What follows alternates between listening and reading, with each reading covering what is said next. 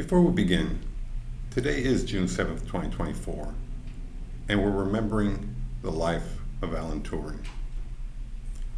On this day in 1954, Alan Turing died, but I'd like to remember him for his contributions.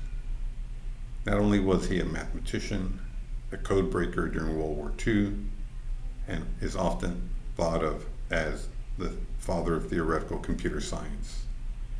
It's hard to imagine that we could have come this far with all the technology we have without Alan Turing's creativity and ideas. So I just want to take a moment to remember him.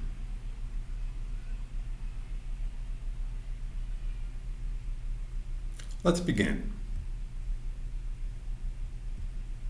So today's puzzle uses 6 criteria cards and 6 verification cards. Let's go to turingmachine.info for the details. So again, today's puzzle uses the following 6 criteria cards: 4, 7, 12, 16, 20, and 22, and uses the green verification cards. Above you'll find the unique identifier for today's puzzle that you can always go onto turingmachine.info, search for it, and get the details. Let's go solve. So on our grid above, we've got our 6 criteria cards. On the top row, we've got criteria card A, criteria card B, and criteria card C. In the bottom row, we've got criteria card D, criteria card E, and criteria card F.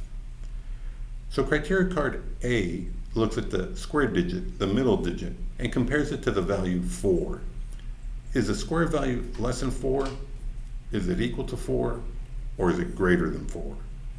Criteria card B looks at the last digit, the circle digit, and will let us know whether that value is an even or an odd digit. Criteria card C will compare the first and last digit, the triangle and circle, and will let us know whether the triangle value should be less than circle, should they be equal to each other, or should triangle be greater than circle. Criteria card D looks at the 3-digit code and will let us know a little bit about the number of evens to odds. So should there be more evens than odds or less even than odds? Criteria card E again looks at the 3-digit code and will let us know a little bit about its structure. Specifically, are there no repetitions, or basically all digits are unique, as in the example 125, or could it have a double number, a repeating digit in its code, as in the example 112, or is it basically what's known as a triple number, which is a single digit repeated 3 times?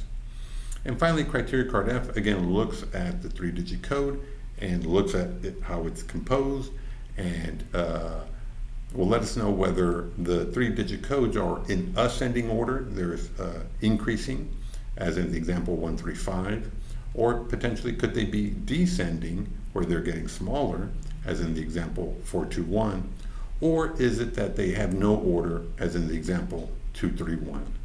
The reason 231 has no order is, if you notice, it goes from 2 to 3, so it increased, but then it went down to 1 and it decreased. So this fluctuation is basically why it's defined to have no order. Remember, today's objective is we're trying to find this unique 3-digit code that abides by all of these criteria. And we're going to begin by using the proposal of 314. So the first thing I want to test is I want to know what this last digit, is it an even or not? So I'll test criteria card B. Okay, so the Turing machine responds that it does not agree with what I have in my proposal for circle. So notice I have circle as 4. It does not agree with that. So basically what it's telling me is that circle must be an odd digit.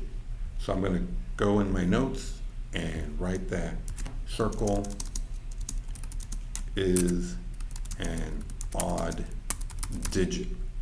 So I'm going to go up in my little section here and cross out all of the even values since they are no longer valid.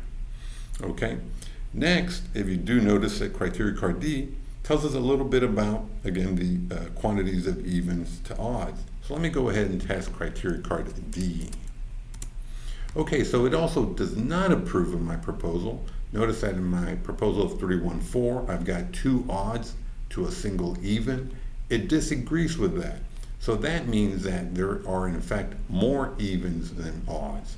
So I'm going to write that down in my notes in section D.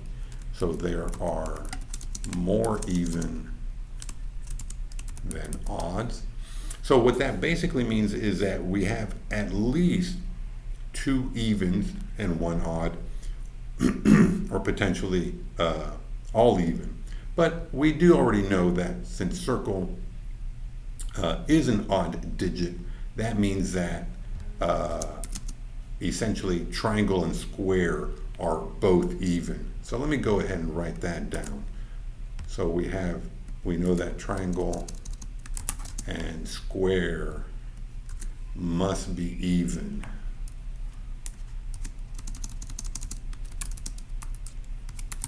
Okay, well, since they are both even, then we'll cross out all of the odds for triangle and square.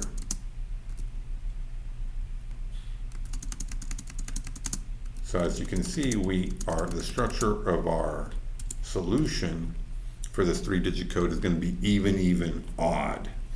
Okay, and so if you notice that criteria card E will let us know whether there's a double. Okay, so that's relevant to the even digits. Are they both the same, or potentially are they all unique? So let's see. So we do have this possibility. Let's before we continue, let's think about this. If we had them to be equal, just as a thought experiment, if they're both equal, is there something that would let us know what circle is? So first, so basically criteria card A will tell us which even it's going to be. Is it the 2 or the 4? And then criteria card E would let us know whether they are identical or not. And then criteria card C will let us know what odd value is going to be with respect to the triangle value. So it could be that if they're the same, we'll know from criteria card A. If they're not the same, well, we'll still figure out what triangle is, because it will be the other even, and then we can then find out what circle can be. So so I think we can't really deduce whether they're equal or not. So let's go ahead and test that out. So let's do criteria card E. Okay, so the Turing Machine responds that it does approve of my proposal of 314. Notice that, of course, 314 are all unique, so that means that there are no repetitions. So for criteria card E, we'll just say there are no repetitions. And so what that means is that we basically have a 2, a 4, and an odd. Okay, so we know that triangle or square are going to be one or the other. Okay, well, that does it for this turn. We've already done our 3 Turing tests, and so now we're going into the phase where we're going to consider how to construct our second round proposal. And so again, since we know they are unique, let's see, where can I'm going to write down some notes down here. So we could have it be like 2, 4, right? And then some odd value. Well, let's actually go ahead and do that. So 2, 4, 1, 2, 4, 3, and 2, 4, 5. And then, of course, it's going to be the first 2 switched. So it's going to be 4, 2, 1, 4, 2, 3, and then finally 4, 2, 5. So we have a total of 6 possible solutions. Of those, again, criteria card A is going to tell us which one it is. Is it equal to 4? Is it less than? And then triangle is going to be the opposite. And then the ordering is going to tell us what it could be. So, you know, we could have anything from 2, 4, 5 ascending to 4, 2, 1 descending, or some sort of other mixture. And they all seem, I think, to be pretty much like 50-50. I am kind of curious how C and F are going to behave once we know what triangle is. So let's see, can we somehow, well, let's go, you know, I think let's just come up with a proposal. And so I think what I'll do is I'll say 4, 2, well, it can't be 4, 2, 3, 3 or 5. How would you distinguish? Oh, I guess you could always say that circle is less than triangle. So yeah, let's go ahead and do 4, 2, 3. Let's do 4, 2, 3. Okay, so the first thing I do want to test is criteria card A. I want to know what square is. So let's go ahead and do A. And so it does not agree with my proposal of triangle being less than 4. So I'm going to deduce that it is square is equal to 4. So that's what I'm going to write down in my notes in A, that I'm going to deduce that square is equal to 4. So we know square is 4, so let me go ahead and cross out the 2. And then that would mean that I'm going to cross out the 4 for triangle. And so we have 2, 4. Now, let's see. 2, 4. And I'm going to, well, okay, let's go ahead and cancel all the 4 2s. So basically all of these remaining are the ones at the end, since it's 2, 4. All right, so if we take a look at the first 3, is there anything that we can conclude? So we can say this has no order, this has no order, and this is ascending. So if it's ascending, so the reason I don't think it could be ascending is because if you already know it's ascending, then you know by definition that triangle is less than circle. And I think there's this idea that there's no card should be redundant or not give you any information. So I'm not going to cross it out, but I'm going to say that 2, 4, 5 is not valid.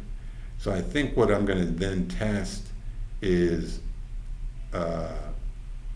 criteria card C and see what we get. So let's go ahead and test C. Oops.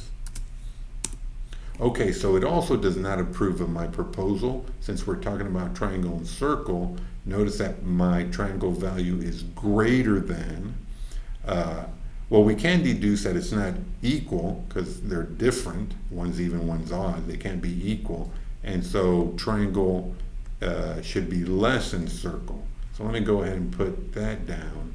But I'm also going to say that, of course, like I said, I'm deducing that it's that triangle should be less than circle, since we didn't actually confirm it with a value. And so of these, which one does abide? So it looks like 2 is less than 3. So obviously 2, 4, 1 is not valid. So I'll cross it out. And again, based on what I described before, if we knew if it was ascending, then this would be irrelevant. I'm always concerned with making those sort of logical statements. So I'm going to go and I'm going to keep 2, 4, 3.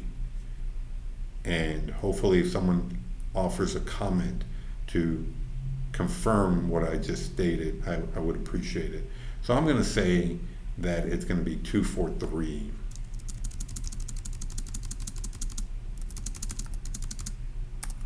Okay, so let's go to turingmachine.info and verify this result.